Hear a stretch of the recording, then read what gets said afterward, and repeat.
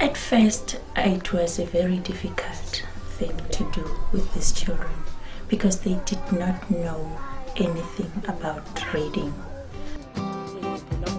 And now, because they're doing it with their caregivers in a daily basis, it is helping them. They're enjoying every moment.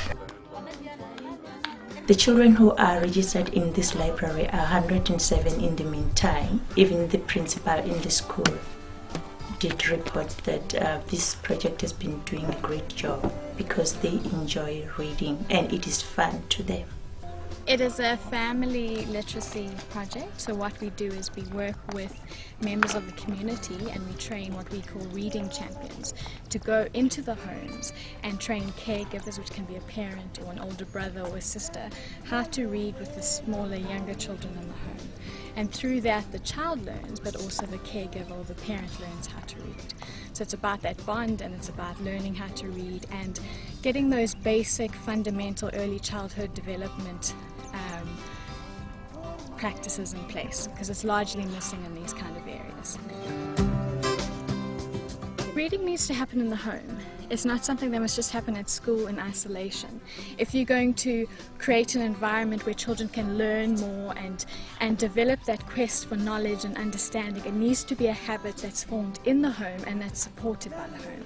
So that's why we work in the home. There's a major need for what happens at school to also mirror in the home for the child's true development.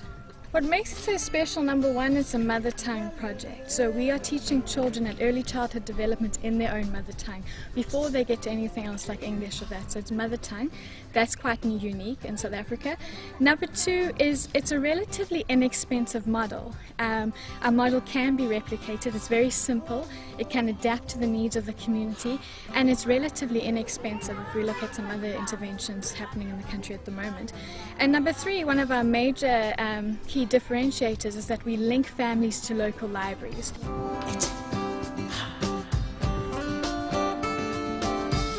We sustain it largely through our reading champions. They train members of the community, so they are women who live in the community, who work in the community. They continue to work with the families, they're well known, and like I say, that link to the library is something that sustains the growth and development. That's what we want. We want people to continue to read and caregivers to continue to grow themselves, not just the child.